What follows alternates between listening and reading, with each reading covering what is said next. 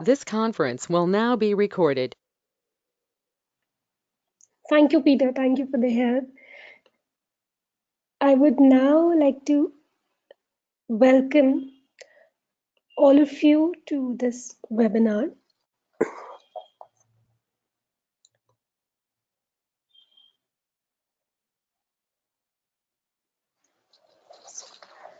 Good evening, everyone. This is Nupur Pathak, your host for this webinar. And I would like to thank all of you to take time out of your busy schedule and join us today in this webinar. I request all of you to keep yourself muted and help us in the smooth functioning of this webinar. So there are a couple of people who are unmuted. I kindly request them to go on mute. So today's webinar's topic is going to be 3 Secrets of Agile Leaders, and it talks about how to unleash the potential of managers and executives. And our presenter of today is Mr. Peter Stevens, who is the creator of Personal Agility Framework. This is how today's agenda looks like. So I'll take you through the introduction of innovation roots, and then I'll take you through the webinar logistics, overview to the webinar topic, what are the learning objectives, and then we'll get to know Peter Stevens a little better. And then I'll hand it over to Peter to talk about 3 secrets of agile leaders. At the end of the sessions, we'll be doing the question and answer session. In between the session, if you have any question, I request you all to put it in the chat box, and we'll take it at the end of the session. So Innovation Roots is a leading training and consulting service provider, and we are a publisher of research-driven content as well, and design and resources. I believe in creating things of great value through self-education and continuous learning. And we provide solutions for futuristic organizations, including world-class agile transformation coaching, assessment, training, and consulting services, proven Scrum framework coaching and training for product development teams, full range of Kanban courses and advisory for improving and optimizing workflow, DevOps consulting, training, and transformation services for better development, deployment, and release cycles. So here are the webinar logistics. I request you all to use the LAN cable for joining this webinar. Wi-Fi connections are usually unstable, and you can use the high quality speakers or headphones for better quality sound. I again request all of you to keep your microphones muted. I still can hear some background noises. So if any of you are unmuted, I request you to keep it on mute. So as I've mentioned earlier, your questions will be taken via question and answer chat box. So please enter your question in the chat box. And this webinar is being recorded. You can subscribe to our YouTube channel and SlideShare channel to find out the recording and the slides later. And we really appreciate your cooperation throughout this session. So this is the brief introduction to the topic we are going to cover today, 3 secrets of agile leaders and how to unleash the potential of managers and executives. We all know that agility has started off as a movement for software developers to find out the ways of doing things in a better manner. And today, this moment is driving even the business leaders to rethink and identify how they can lead their organizations. So the biggest question comes across is, what does it mean to be agile? And how can agility be applied to leading organizations? And there are a couple more such questions like, where do successful agile leaders start? So these all will be answered in today's session by Peter. At the end of the session, you will be able to connect agility at the personal level, the team, and the organizational level. You'll experience how the same challenges that led to poor performance in software development 30 years ago still plague the management of most organizations today, and learn 3 simple techniques to unlock the potential of management, and learn the key concepts of principles of personal agility. Here is a little bit about Peter. So most of us know him as the creator of Personal Agility Framework, and he's one of the recognized agile expert, international speaker, and one of the most respected and experienced agile professionals. A long-term Scrum Alliance certified Scrum trainer, CSPO, CS Professional Scrum Master, CS Professional Product Owner, and registered education provider. He has been inspiring companies and individuals to transform themselves to a better way of working since 2016. He has taught Scrum to over 2,000 people all over the world. In 2012, he partnered with Steve Denning and others to host the Stoos gathering in order to inspire a rethinking of management. He is also a member of World Agility Forum Council that organizes an annual celebration of agility around the world, and he is a co-founder of the Personal Agility Institute. He has written a couple of books, including 10 Contracts for Your Next Agile Project and Personal Agility. And the good news is all the participants of this webinar are going to get the discount code to buy these books, 10 Contracts for Your Next Agile Project and Personal Agility, performed with precision, written by Peter Stevens. So post this webinar, you will be receiving the discount code that you can avail online. And now I would like to hand it over to Peter to tell us what are the 3 secrets for agile leaders. So here you go, Peter. Okay, thank you, Newport. I'm not sure, can you hear me already? Yes, I can. Okay, excellent. So let me just take over the window, and you should be able to see my screen. Is that correct? Or actually the Yes. PowerPoint window? Okay, excellent. Yes. Okay, so thank you very much. Thank you for the invitation to come and share my thoughts about agile leadership. What I'd like to do before I start talking is I'd like to kind of find out who's in the room. And so we got a couple of different, possible, I want to say boxes or categories we could place you in. And I've got a Google form, which Newport just put into the chat window. And if you'd like to click on that, it's just one question to answer. So, there's no data collection or anything there. Let's just see who's in the room. And we'll take a moment for that. It's just one click.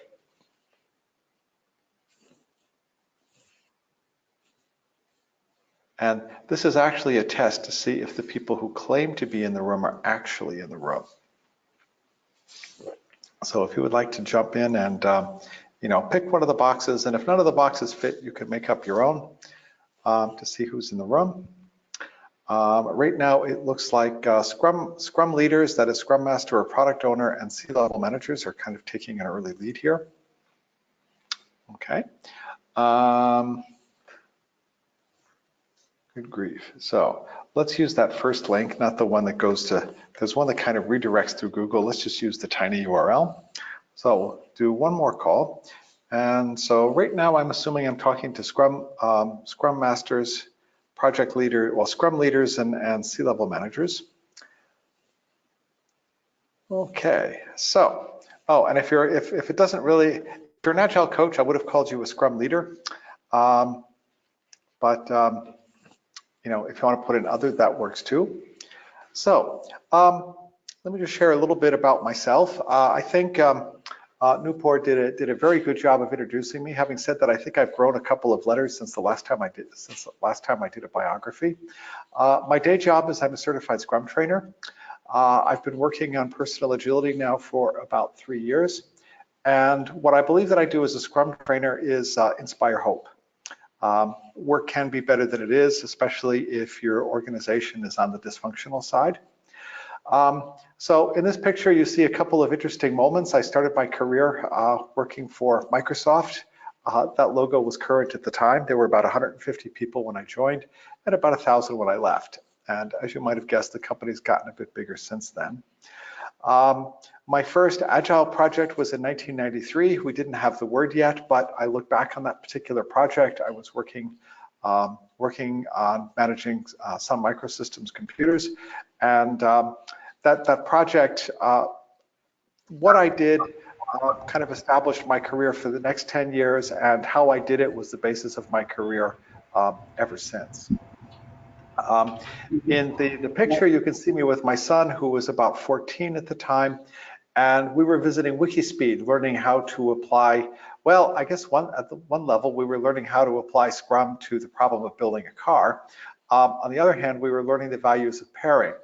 Neither my son nor I are terribly, how shall I say, terribly good with mechanics. So I spent the morning pairing with Joe Justice. Maximilian was working with William, who was the product owner. So we spent the morning disassembling the one car, reassembling the other car. By the afternoon, Maximilian and I could do it ourselves without needing oversight from the people who we've been pairing with. And so this for me was a really dramatic introduction to kind of the agile engineering practices and development practices, and in this case, pair programming, which can be really, a great way to learn and a great way to share knowledge.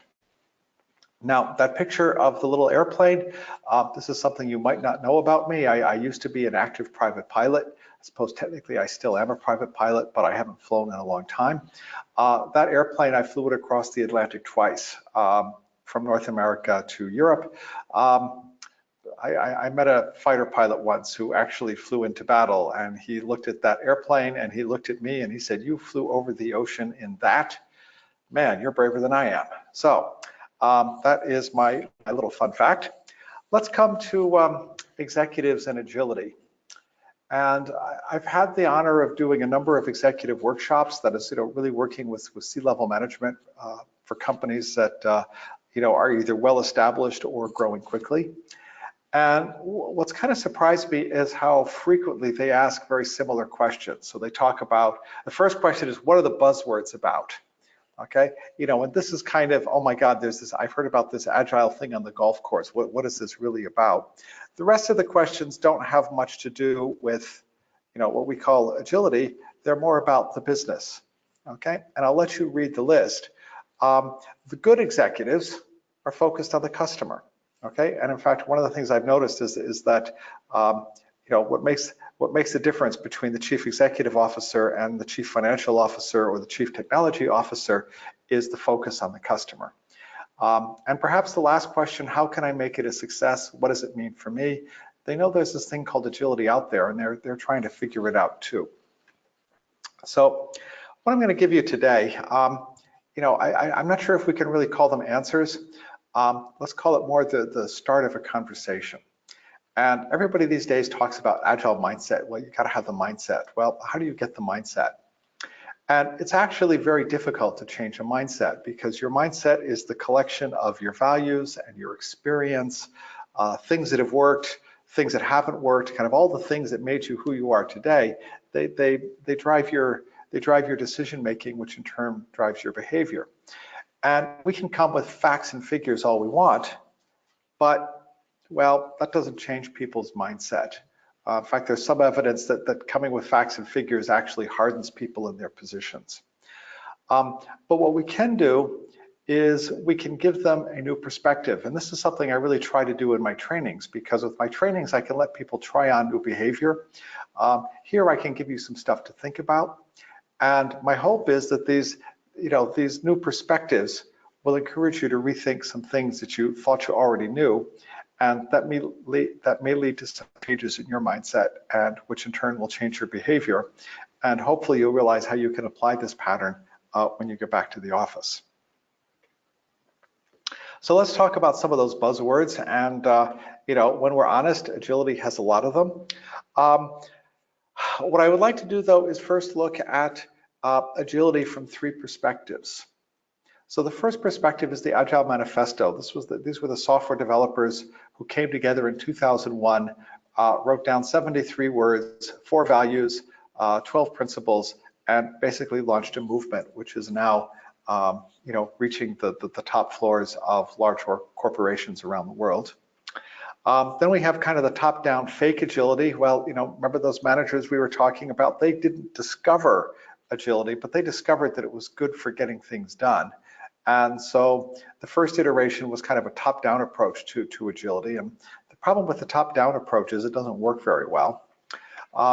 And what's starting to emerge now is what I'll call more of a collaborative approach, where there's leadership coming from the top and self-organization and energy and passion coming from the bottom.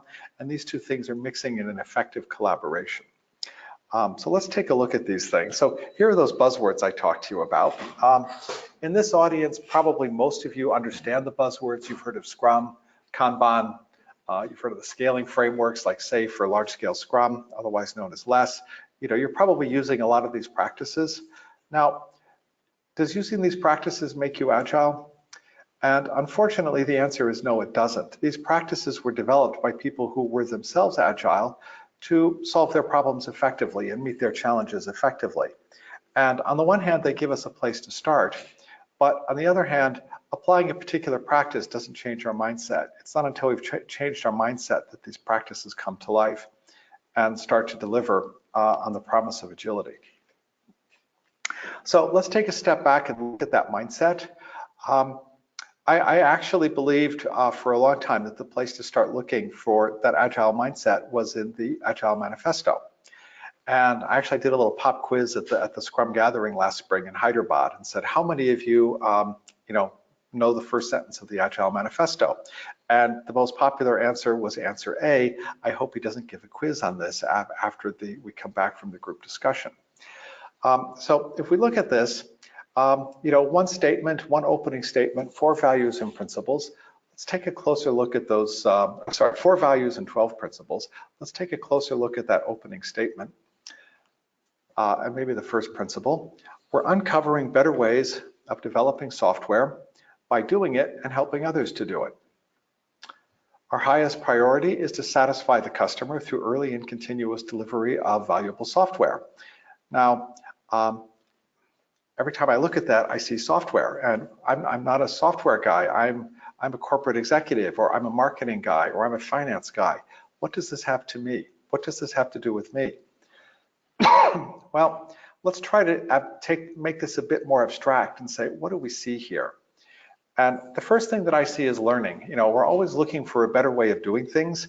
There is no best way. There are good ways. There are well-known good ways. Does somebody's best practice, is that the best practice in my context? Well, maybe, maybe not. So we have to keep looking and we have to keep learning. Doing it and helping others to do it. So this is about collaboration. It's peer-to-peer. There are no gurus here. There are no people telling people what to do. We're all kind of figuring it out as we go along. And so we help each other. And finally, we talk about purpose. So we say, what is our highest priority? Well, as software developers, that's to deliver valuable software, to deliver it for our customers. But maybe in other contexts, we want to talk about different purposes. And I'll give you some examples of that as we move forward. But for me, agility is first and foremost about learning, collaboration, and purpose. Now, this is from the software developers. How well does that work in business? And this takes me to Steve Denning. Now, Steve Denning is, I guess, the first management author who really discovered agility.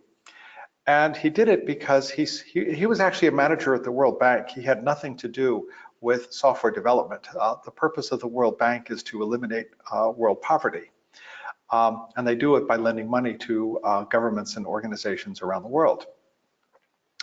But it's also a very, very stiff traditional organization. I mean, take 2 organizations which are notorious for their lack of flexibility, that is banks and international organizations, and mix it up together, you get a very inflexible organization.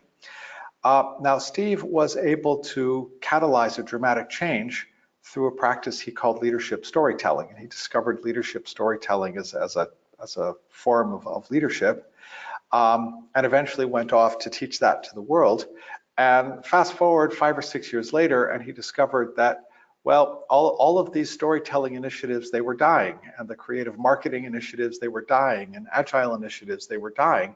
And he said, why is that? And it had to do with the form of leadership. And so this took him to setting out to reinvent it, which actually caused him to discover Lean and Agile. So fast forward another couple years, and Steve is now a member of the board of directors of the Scrum Alliance. And he said, I wonder if there are any companies that are actively trying to be genuinely agile. And so he started looking for companies, and he found around a dozen. And they were big companies, or at least divisions of big companies, like a part of Microsoft, or a bank in England, or a manufacturing company in Germany. He started bringing these companies together to visit each other and learn from each other. And first and foremost, to discover what they have in common. And this is what he came up with. The first he called the law of the customer. So you focus on customer needs, satisfying those needs. And what's interesting is it's not just about existing customers, but it's even more important to identify new customers. So if we look at Jeff Bezos, who's the head of Amazon, yes, Amazon started out selling books, and then they started selling other things. And then they said, oh, wait a minute, we can sell our IT infrastructure and turn that into a product. And we can invest in a newspaper and turn their infrastructure into a product. So he's very, very good at identifying new customers. The next is the law of the network. Information flows without friction through the organization, so they can seize opportunities and fix problems. And this is actually with the opposite of this. The lack of information flow is a very well-documented problem of classical organizations, that the left hand doesn't know what the right hand is doing. People at the top of the hierarchy basically overrule the decisions made by people further down the hierarchy who are much closer to the customer. And this is actually, I think, where Scrum starts, is we start looking at our impediments and how long we've had our impediments. And this is a question I ask in my leadership workshops. What impediments do you have? How long have you had them? And like today, I asked a group of people in a consulting company that question, and nobody had an impediment that was a serious impediment to achieving their most important goal. None of them had an impediment that was less than 6 months old. Okay, what would it be like if you could fix your impediments in 3 weeks or less? And finally, the law of small teams. Okay, so the law of small teams is about business and technology people working together so that they can create customer-centric products. Okay, Scrum implements this by saying we have a product owner who represents the business, and we have the development team who solves the problem, and they're expected to collaborate with each other pretty much every day. Amazon calls this the two-pizza team. We see this pattern showing up over and over. Small teams with all the skills necessary to get things done. They have no dependencies. They get things done effectively. So Steve had kind of this perspective from the business, from the top of the business. The Agile Manifesto kind of emerged from one little cell at the bottom of the business. How well do these things match up? Well, for Steve Denning, agility was the law of the network, the law of small teams, the law of the customer. And it turns out there's a pretty good correspondence. What's the purpose? Well, customers. We're here for customers. What's this thing about learning? Well, information has to get through the network of the company quickly to be acted on and solved. And finally, collaboration, creating small teams that can actually get things done. So I don't think there's much difference in different perspectives on what agility means. Having said that, there are a lot of people who use different language and like to fight about it. But I think when we look at, when we try to understand the essence of what is agility, this is what, we find a lot of commonality here. And the interesting thing that I found talking to executives is that when they say, what do I want? How do I want our organization to be better a year from now than it is today? Most of those requests map very neatly to one of the 3 laws of agility.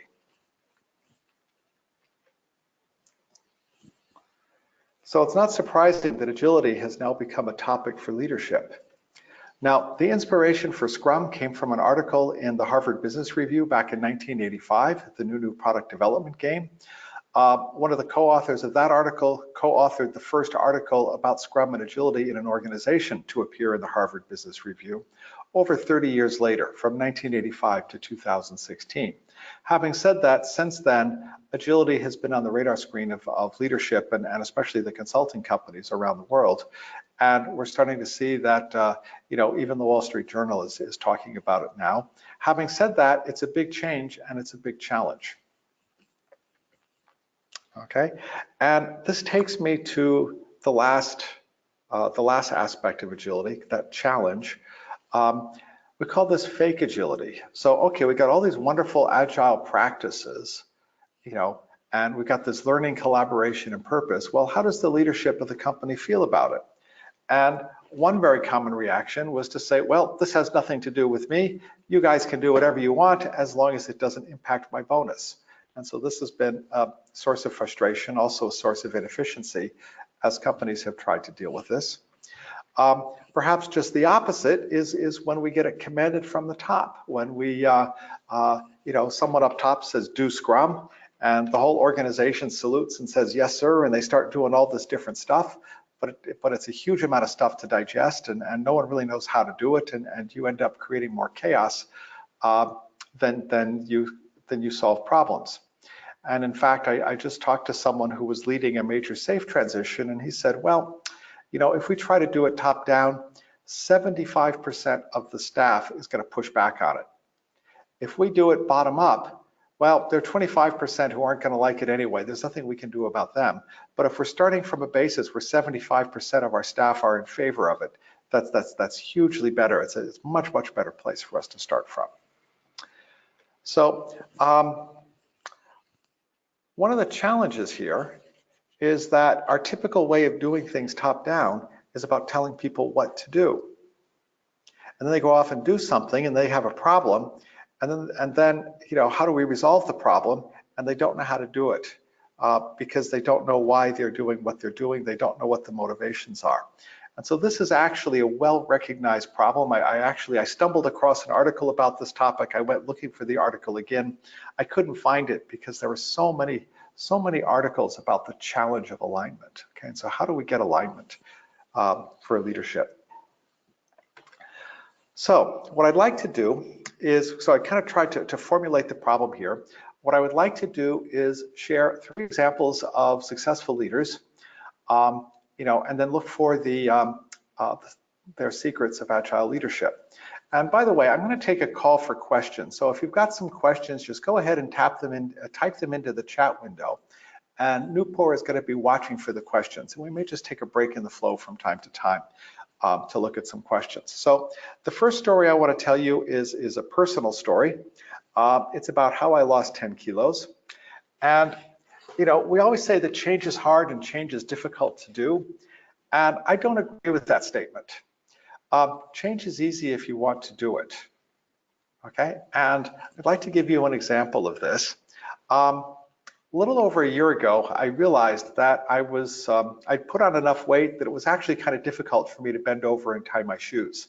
And I also noticed that my shirts were kind of tight, and somehow, if you say, hey, I'm an agile coach, I'm an agile trainer, and you're big enough and you're round enough that you're not very agile, somehow it just doesn't quite fit. And this is kind of an interesting problem because, the way you lose weight, well, I'll give you the short form. It's by eating less, or if not less, at least eating better, okay? And if you eat a lot of sugar and a lot of carbohydrates, that kind of, and we won't, if alcohol could also be a topic there, all of these things have a certain tendency to go straight to your belly. Now, most of agile frameworks are about what we're going to do. So we say, I'm going to do A, B, and C, and then you make a card for A, B, and C, waiting, working, done, move it from left to right. But here, this is about something that I'm not doing. I'm not going to eat that bread. I'm going to resist that sugared drink or the sugared candy. So how do you do, how do you use agility to do something, to not do something? Well, one of the things I realized, in fact, I think what enabled me to do it is a friend of mine told me, have you ever noticed what happens when you eat sugar? How you feel after you eat sugar? You get this big high and then this low and you're crashed and you barely have energy. And I said, yeah, I noticed that, I think. And then after talking about it, a couple days later, I started noticing it. And I realized I didn't like the crash. I didn't like how it made me feel. And so I came up with a very simple statement. I don't like how sugar makes me feel, so I want to avoid sugar and carbohydrates. Okay?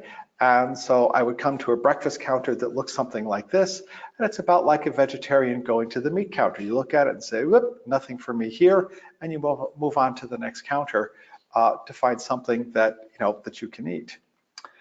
And so this being clear on what I wanted and making it actionable, this made it possible for me to do. But on the other hand, it wasn't always easy. So I want to give you a kind of a longer term perspective. And I'd like you to imagine that you're the captain of a sailing ship. We're sailing over the ocean before there was GPS, okay? So, you really, the only way you could navigate was by looking at the stars, and you could only do that when, when the skies were clear and the seas weren't too rough, because if the seas were really rough and you were in a storm, you might be too busy to actually do this. So you calculate your course. Let's say I call my destination Jamaica because I was actually on a boat when this metaphor came to my mind, and that's where we were headed towards. So we've got this destination called Jamaica. We calculate our course. We say, let's go to Jamaica. And then we set course. We start going to Jamaica. Okay. And then every once in a while, we have to take a fix, look at the stars, look at what time it is. Based on that, we can figure out where we are. And that's fine. And we can, use that to navigate and correct our course. What happens if we get caught in a storm? Well, there are two problems. First of all, that storm, this is a wooden sailboat that we're talking about, that storm could be threatening the boat. The waves might be so great and the wind's so strong, you might be worried about the boat sinking. And of course, first of all, you can't see the stars, and even if you could, you don't really have time to look at them because remember that boat, it's not allowed to sink. Okay, so what happens? Well, during the storm, you make sure the boat doesn't sink, and it takes you someplace. Is it taking you to Jamaica? Well, maybe not, but there are more directions that don't point to Jamaica than there are that do. So, in this particular case, it looks like we're headed towards Antarctica, which I am told is a cold, unfriendly place, and definitely not where I want to go. So what do you have to do? Well, every once in a while, you've got to take a look at where you are and then see where you're going. And this takes me to Christmas, which for me represented a severe thunderstorm. So I started dieting in the summer. I think I'd lost about 8 kilos. I was hoping to get down to 10, maybe 12 kilos below my initial weight. And by Christmas, I was down around -8, maybe -9. And for some reason, all of my family from America decided they needed to send me my favorite chocolate. And I got lots of them.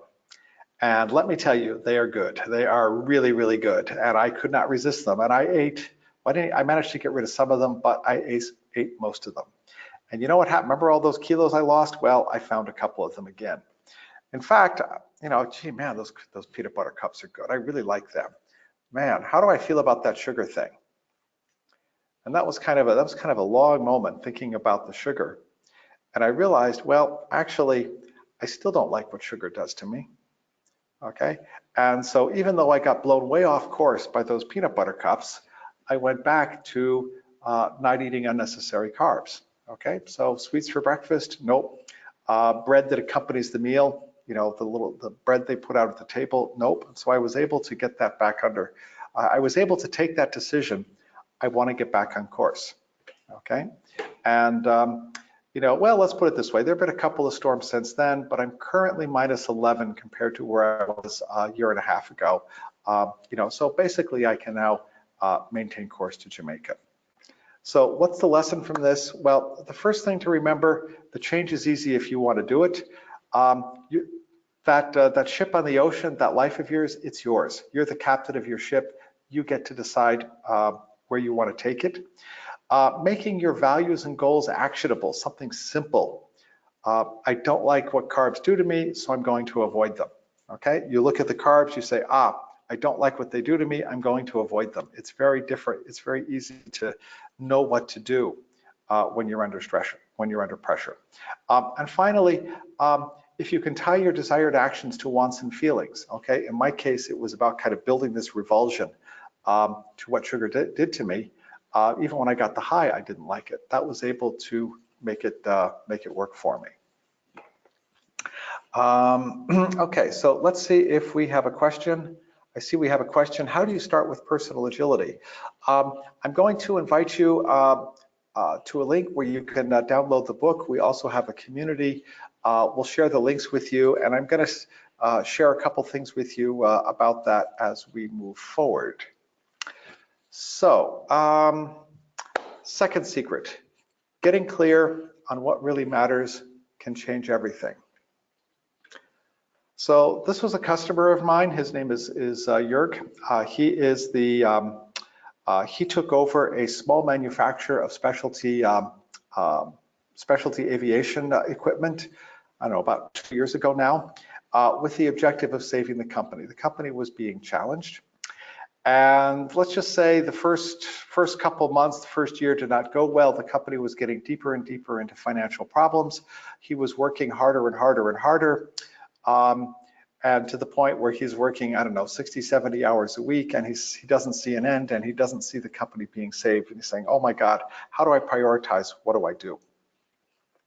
Okay, well, if you want to get the right things done, there are 3 skills that you have to be able to master.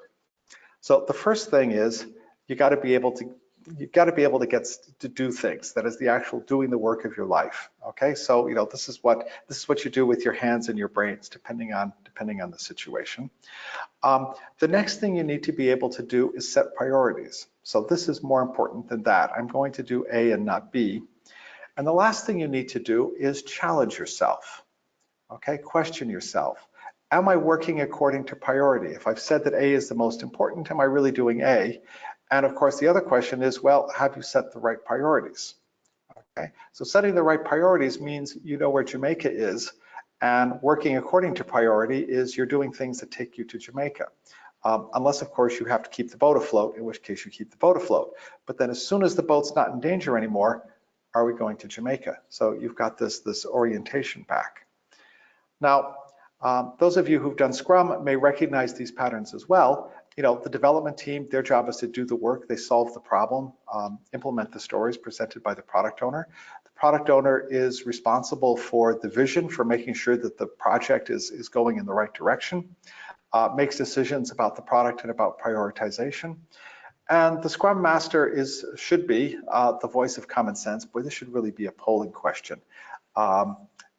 Is your Scrum Master the voice of common sense in your organizations? If the answer is no, we need to have a conversation about that.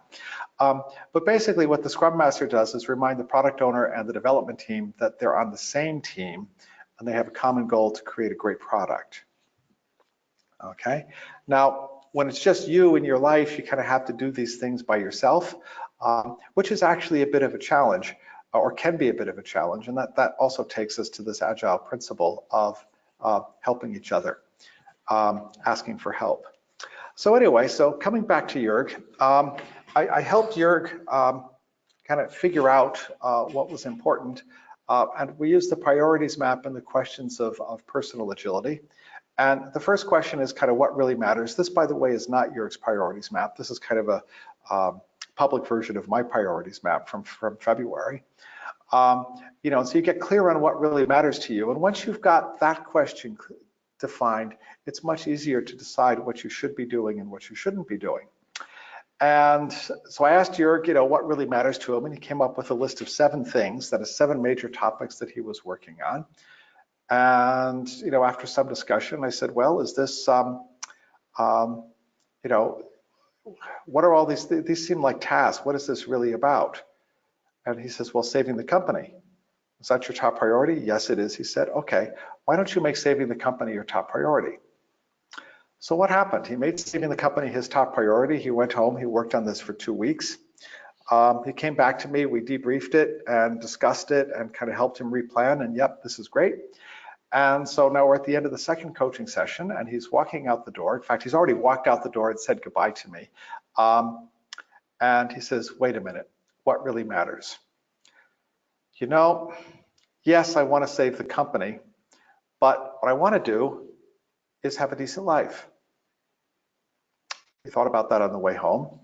And when he got home, he told his wife, I've been thinking, yeah, I really want to save the company, but not at the cost of killing myself. I want to have a decent life. And she said, okay, that's interesting. What does that mean? And he said, well, how about we go see a movie tonight? And so they went out to see a movie. And she was like stunned because that was the first time in a year that they'd done something like that. Okay, now, how did this help him with the company? Well, basically what he did is he let go of this tension that was making him work 80 hours a week, and it opened his mind to the possibility that there might be other ways to save the company that didn't involve him working so hard. And so he actually disengaged from the company. That ended up saving the company a lot of money, and that prolonged the life of the company so they were able to finish the product that they were working on. And I'm still getting newsletters from him, and it still looks like they've got the product going into production. So it looks like he might actually save the company. So the key question here is what really matters, okay? And if you can get focused on what really matters, well, that can bring in some really amazing changes. And what really matters can also be an organizing principle for a large undertaking. So let me give you an example. And it's funny, I was thinking about this example. I've been this summer we celebrated 50 years of the Apollo landings on the moon, and I thought that was this is a great case to talk about. And then I thought about the Indian mission to Mars, the Vikram, and the landing didn't go so well, and I wasn't sure if I wanted to put up a picture of Apollo. Then I kind of thought it through a bit. Apollo was a massive mobilization in the US back in the 60s. They had 400,000 people working on the project as either for NASA or for the suppliers. And so how do you create alignment among 400,000 people? Well, it turns out every member of the Apollo mission, all 400,000 of them, knew two things. First, we are going to the moon. Second, it's not going to fail because of me. So what did that do? Well, it made clear we focus on the goal, and it also made clear that everybody has a responsibility.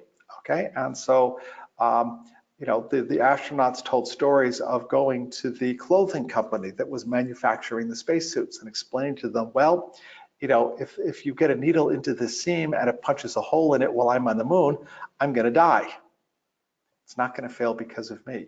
And so everybody was focused on achieving the mission correctly. Now, if you're going to build rockets, you have to have a certain tolerance for explosions. And so this brings us to the third rule that you need to know. If something goes wrong, remember item 1. Okay, and my hope is that I don't know what's going to happen to Vikram. If it's might be intact, it might be on the moon. Whatever happens, remember item 1. And with that, this clarity on what really matters can be hugely effective in getting yourself and getting your people to do the right things. Get clarity on what really matters, communicate it right away, and like your ex-wife, they'll notice it right away. Okay, so any questions coming up as we go along? Okay, so let me share my third secret with you. Yes, go ahead. So Peter, we have one question here. How do you start with the personal agility? Okay, what I would suggest you do is go to the Personal Agility Institute website.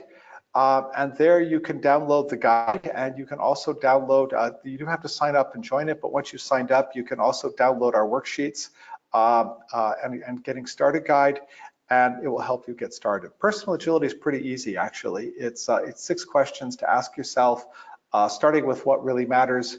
The other questions are kind of looking at what you got done, giving yourself a high five, celebrating what you've got done, then looking at what you could do. What's important, what's urgent, and what's going to make you happy. And then finally, of all the things that you could do, what are the ones you want to do this week? So kind of setting reasonable and achievable goals for yourself. And we call this celebrate and choose. And that's the basic essence of personal agility. And I showed you what we call the priorities map, which is how you visualize the answers. So if you're familiar with Scrum, you'll notice, or Kanban, you'll notice a lot of similarity to how it works. Except we spend more time on the triage, the vision thing. Where is my Jamaica? Where am I trying to go? What's going to get me to Jamaica? So let's talk about the third secret. And the amazing thing is all these challenges that companies are having, that management and leadership is having running their organizations, software developers have actually solved these problems already. Okay, and I'd like to give you an example of this case. So this is another customer of mine. His name is Walter Stulzer. And Walter is head of, or executive director of FutureWorks, which is a creative consultancy based here in Zurich. And so let me give you a picture of his situation. FutureWorks used to be part of a much larger organization. Okay, there was like 6 partners or so, and the partners decided to go their separate ways. And so Walter took his part of the company, split it off from the mothership. There were a couple of other partners who left it, went their own ways as well. And so FutureWorks came out of this company. And Walter realized very quickly that he was the only person pushing. If he didn't, if he wasn't keeping the company afloat, no one else was going to do it. And he was thinking, I'm getting to the point that I want to step down from daily business, so I need to pass the torch to a functional leadership. And he didn't see anyone who was able to kind of pick it up and carry the torch further. So he decided he wanted to solve this problem. He and his leadership, they came up with some goals and a list of improvements and things they wanted to accomplish. They decided to dedicate 10% of their capacity. This is a consulting company, so 10% of their capacity is a lot of their capacity for the next 2 years to achieve their objectives. And then they went to work. Now, what I'm not sure is how well this animation, it looks like the animation is going through.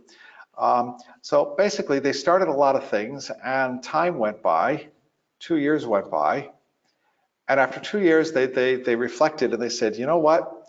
We have not achieved any of the goals that we set out to do. We're no further along than we were when we started. And at this point, he said, I need to rethink. And this is where I got involved.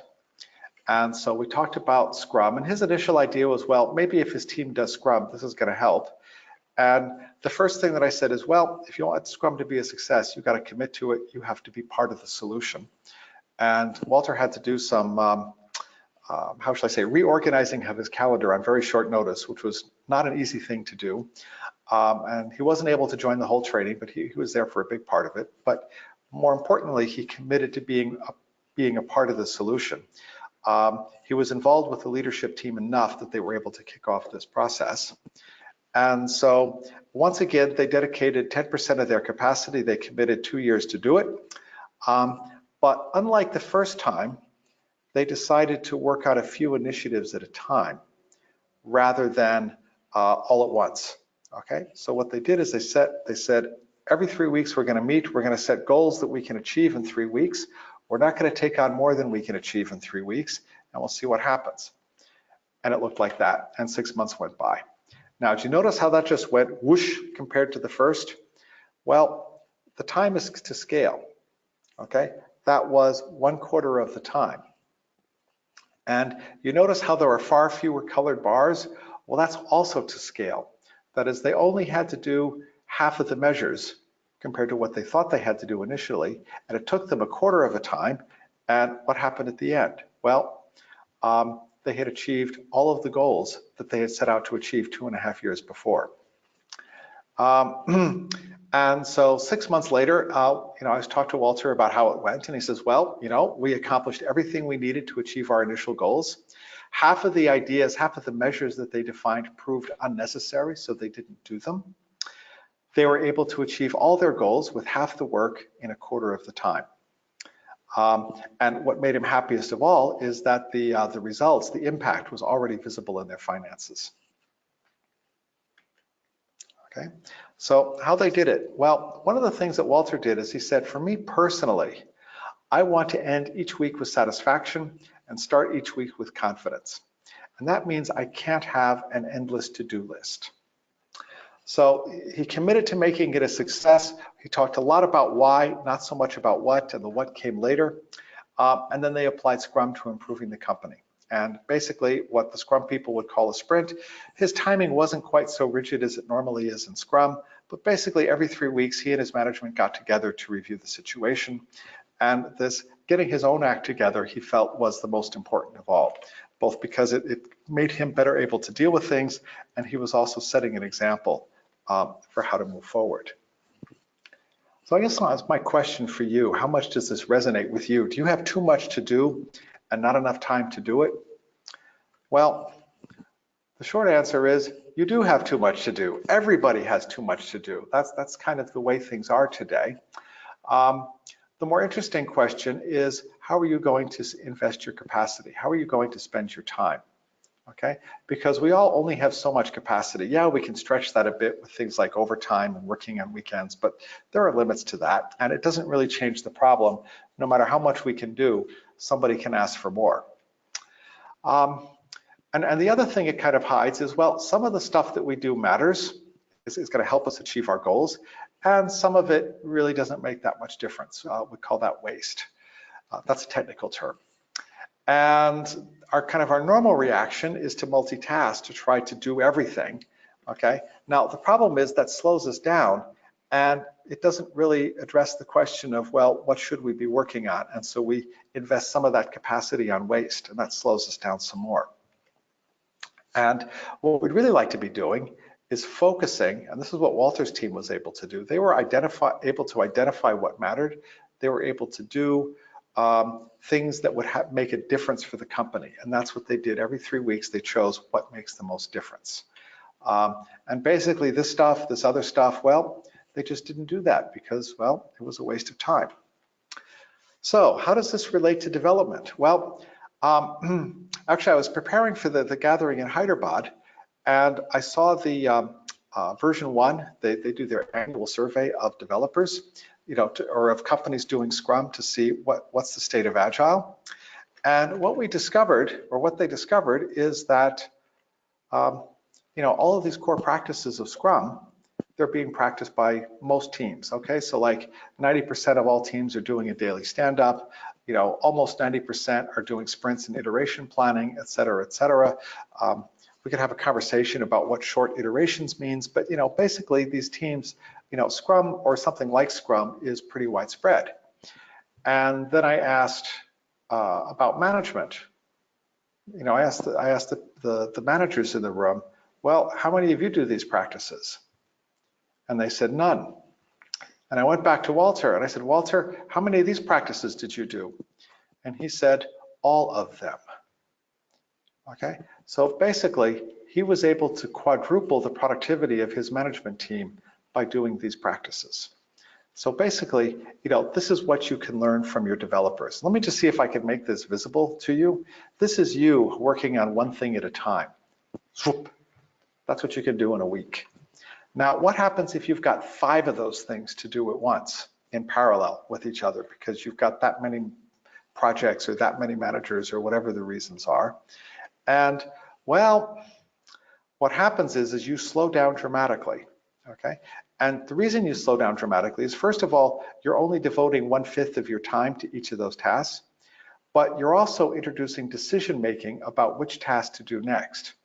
And it turns out by the time you have 5 tasks, that kills 75% of your capacity, which multiplies the duration by a factor of 4. So if you want to know how to spend half a year doing something you could do in a week, well, just try to do 5 things like that in parallel, and that's about how much that will slow you down. And this points to the huge potential that most companies have to improve their performance, because well, a lot of companies have been working on this at development level, but very, very few have tackled this at a management or a leadership level. So there's huge potential here to improve company performance. It's really about eliminating excessive multitasking, and I think a great way to do that is going to be using Scrum and personal agility. So my tip here is start with yourself. Start applying techniques as a leader, start applying techniques that you would expect from your development teams. And I just want to give you a little picture how this might look, and then we'll go to the Q&A round. If you're thinking about it, if you're not in a leadership role, if you're just in an individual role, well, the place to start is personal agility. And it's very interesting. When I was in Sri Lanka a couple months ago, and there I met a student who started doing personal agility about 3 months before he graduated.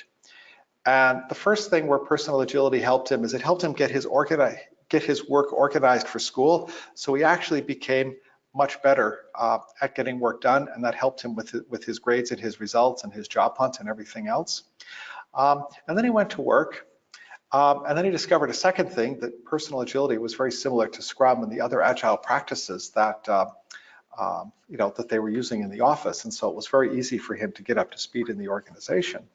But what was most surprising to him is because of the approach of being able to organize yourself and being able to ask powerful questions to help himself and others figure out what's going on, he actually very quickly, it was recognized that he was good at getting other people to do what needed to be done. He was actually a leader coming fresh out of school.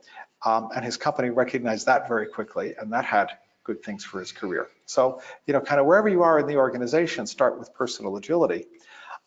If you're at the leadership level and you're saying, well, what do I do with personal agility?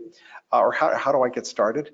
Basically start applying personal agility to everything you don't delegate. Okay, so yeah, you've got projects and work done by your departments, but to manage your own work, the space between the projects, you can use personal agility to get to know agility and see what agility can do for you.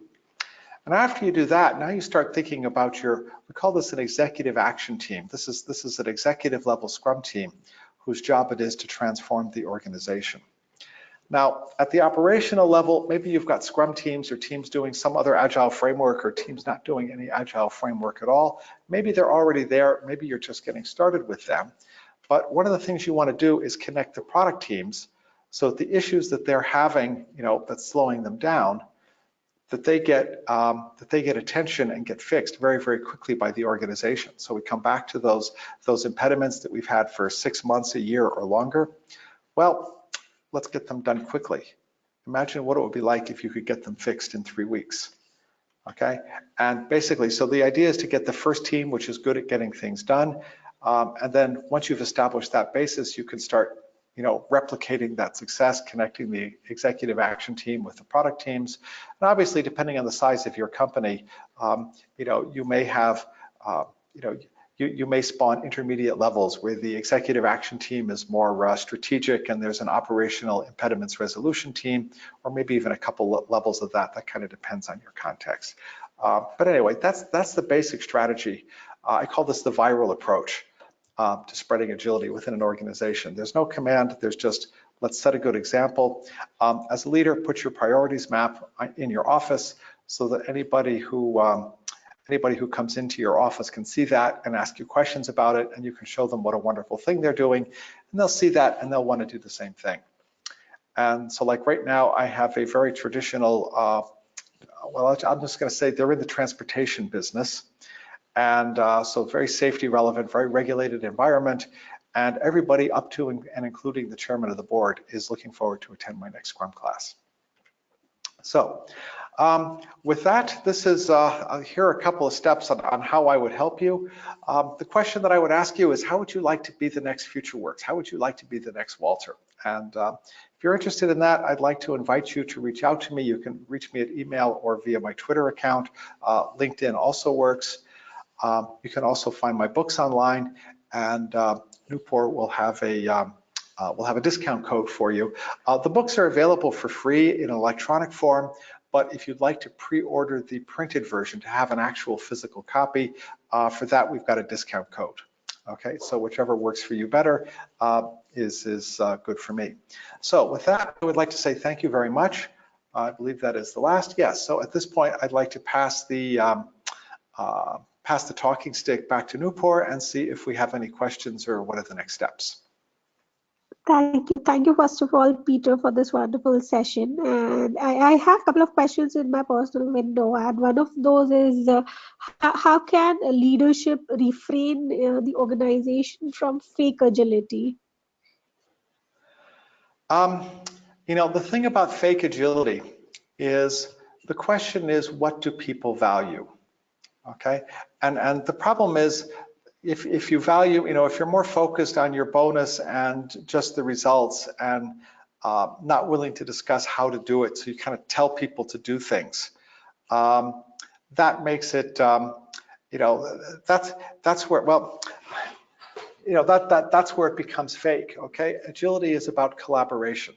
Okay, so a colleague of mine, she's Nancy von Schoenwarter, she said, if you want to know if the agility is real, just go ask the developers. Go ask the people who are actually doing the work. You'll see an agile environment because you have access to, the people in business. You collaborate, you work together, it's fun. And when you have a if you have an issue, be that a technical issue or something that's not working or a question about the product, you can have a friendly conversation about it. Yeah, sometimes these conversations can be a bit heated, but but there's nothing disrespectful about them. They're passionate, not violent. And you have a conversation and you come to a good solution and you move on. So how do you prevent fake agility? Well, your leadership needs to get it. Okay, and I think the way for your leadership to get it is to start applying it in their own life, in an area where other people aren't looking at what they're doing. They don't have to worry about the impression they're going to make, and kind of once they learn how to do it, once they feel comfortable with it, then all of a sudden they can talk about it, and then it's an easy thing to share. So this is why I actually suggest starting with personal agility. Let people get convinced of this agile approach, how it works for them in their lives, and then they can start expanding it into the company. Okay, there is an interesting question I see here is, do you think sometimes leaders are too busy for transformation? Yes, I do. And the reason I do, it's related to multitasking. So how do you tell if you're doing too much multitasking? Well, you're working like crazy and you're not getting anything done. And that describes a lot of our leaders. They're working like crazy. They're under tremendous pressure. There's a lot of fear that if they don't succeed, then bad things are going to happen to them. And so they are too busy. Now, the question is, why are they too busy?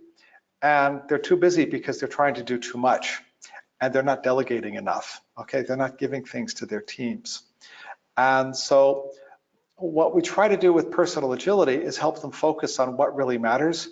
What do they have to do themselves and what can they delegate? And so the idea is to get very good at delegating or just not doing the things that aren't that important. I mean, some things bring value and some things don't. And if you have something that's going to bring you a krona and you've got something that's going to bring you a rupee, why should you waste time on things that are just going to bring you a few rupees? Sure. Does that answer your question? I think that answers the question. And then another interesting thing I have here is, what is your advice on moving from commanding to coaching for the executives and leadership? Okay, I guess my advice is do it. It's actually very, very hard to do because it's a completely different form of questioning, a completely different form of thinking. And this is where, this is why coaching is becoming such a big deal. When we do a personal agility class, most of it is about coaching, how to ask coaching questions, what's a powerful question. And the change that you're making is before you were coming up with a solution and getting people to implement your solution. And now what you're doing is you're formulating the problem and getting people to solve the problem. So the idea is to activate the collective intelligence in the room. And that's a huge untapped resource in many cases. And so, the challenge here is, how do you move from having discussions about what to do to why to do them? Okay, and you saw, for Walter, that was a challenge. And I guess the short answer is you need to learn how to do it, and you're going to have to practice it. And you're going to make mistakes at it, and that's normal. And so one of the things to do is what can you do to take away the fear of failure so that people can try on things that are new and try out things that are new and give them a try without having to worry about, the first time you do anything, you're not very good at it, but you do it again and you do it again. And, after a while, you get pretty good at it. Yeah, sure. Peter, one last question we can take up, I guess, is about trust. It talks about how personal agility can help in building trust between the leadership and the teams. Oh, okay. Yeah. Okay, I'm going to share two thoughts about, what is it that enables you to trust someone? Or why should someone trust you? Okay, and I think there are really two levels on this. The first is you do what you say you're going to do. Okay, that is, if I tell you I'm going to do X, and I go off and I do Y, then you say, but wait a minute, you said you were going to do X. What's going on here? Or if I say I'm going to do X and I do a bad job of X and it doesn't really work, and then I come back to the other person and say, well, I did X and it kind of sort of works, but well, actually, well, we're going to have to work on it some more. Why should I trust you to do something? Okay, so so this is both at a personal level, and I also think this is for a lot of Scrum teams are challenged by this because they can't get things really done by the end of the sprint. So one of the things that you can do, to build trust is to first get your own house in order, which means get good at getting things done, get good at getting things really done, get good at understanding, what it is that you're trying to achieve so you focus on the right thing. Okay, so this basic skill of getting things done. Now, there's a second skill, which is understanding what the other person wants, which is very, very heavily dependent on your ability to listen. And so, I now use when I start a customer interview, you start working with a customer. The first thing I do is I start with a series of questions. I've actually put them together in a thing called the Stakeholder Canvas, which you can also get on the Personal Agility website. And they're basically designed to help me build a rapport with the customer. And so what I do is I ask the customer a series of questions, starting with the most important question: who are you? What do you do? Okay, showing information, showing interest in the other person. What are we trying to accomplish? What are you trying to accomplish? Okay, what's making this difficult? Okay, why is this goal difficult to achieve? What makes you nervous? What are you afraid of? What do you see as the risks? Okay, and exactly how you formulate these questions, you kind of got to develop some practice on it. But you're trying to understand. You're trying to understand the risks. What's going to cause us problems moving forward? What causes the person to lose sleep at night? The other question to ask is, what causes frustrations? What causes you to beat your head against the wall? Okay, and so this is basically looking backwards. What are the things that we have to, the things that's gotten people so upset that you can barely talk to they can barely talk to each other in a civilized tone of voice. Okay, and so what you're trying to do is understand the whole picture, and at the same time, what you're doing is you're showing that you can listen to the customer. Okay, or listen to the other person. Now, the important thing here is not to be judgmental. So you're creating this atmosphere where he feels he can tell you anything, and he's not going to be judged for it. Okay. Now you may actually have to do these interviews two or three times, and if you're working with a customer, like the last time I did this for an executive customer, I did these interviews with the CEO, the CTO, and the CFO to get their perspectives on what the problem was, just understanding the problem. And by having these perspectives, I was then able to go into the next steps with the company, knowing what these people needed to accomplish.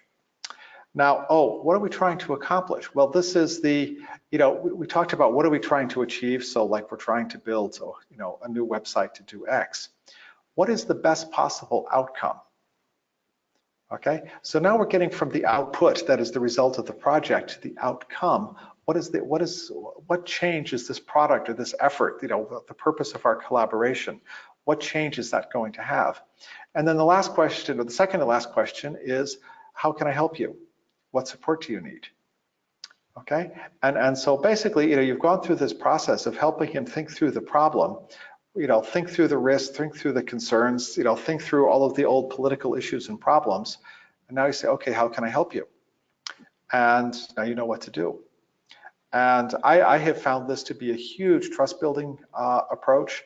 I have been able to win bids when I've not been the lowest price bid, because the customer has confidence that I'm the guy who's going to solve his problems. So, did I answer your question? Yes, you did. I'm shocked about because asked also got the answer, and I think in the interest of time we can take these many limited questions. If there are any more questions, I request all the participants to drop me an email, or you can drop the questions over the chat box before you leave. I'll just collect all the questions, and I'll come back to you, Peter, for the answers of them. Okay. Once again, two things. Could I just noticed that Keldon is asking to become the presenter. And I have also put in the chat to everyone the links to both of the books and also the link to my LinkedIn account if you'd like to connect with me and ask me a question that way. Okay. Okay, Callan, would you help me understand? Yeah, okay, I think by mistake he has asked for it. Okay. So yeah, once again, Peter, thanks a lot for this wonderful session. And I would like to thank thank all you the for the invitation. Thank you so much. And thank you everybody for attending this session with us. I hope you got wonderful insights with Peter. And once again, if you have any questions, I would like you to drop the question in the chat box so that I can get it answered by Peter later. And I would be sharing the discount code with you post this session. And thanks again, all of you. And I hope you all enjoyed. Okay, thank you everyone for attending, and thank you again.